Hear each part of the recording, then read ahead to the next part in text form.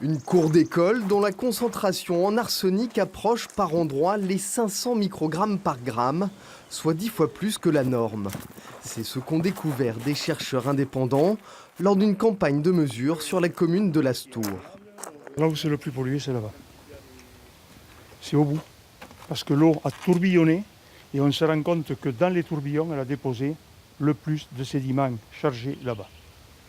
Dans la nuit du 14 au 15 octobre, le petit ruisseau, aujourd'hui à sec et qui longe l'école communale, est sorti de son lit et a envahi la cour.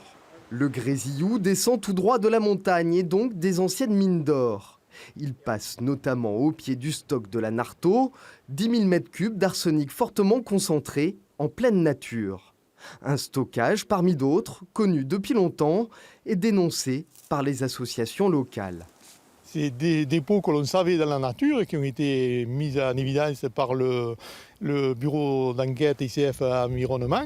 Et le rapport qu'il a rendu en 2006, ces dépôts auraient dû être traités, mis en décharge ou bien vendus, parce que certains d'entre eux étaient commercialisables, puisqu'il s'agit d'arsenic à 99,99%. Au lendemain des inondations, la cour de l'école de Lastours avait été entièrement nettoyée et toute la boue enlevée. Mais les analyses ont montré une pollution du sol en profondeur. Le maire veut agir vite. On a pris une décision, c'est d'enlever 10 cm sur l'ensemble de la cour.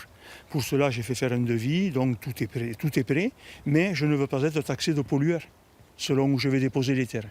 Donc j'ai demandé à l'État, par courrier, de nous signaler où on pourrait déposer ces terres polluées. 10 jours après sa première demande, le maire n'a toujours pas de réponse de la préfecture. Lundi prochain, les 20 enfants de l'école de Lastours devront donc se contenter de cette terrasse à l'écart de la cour et de sa pollution pour leur récréation.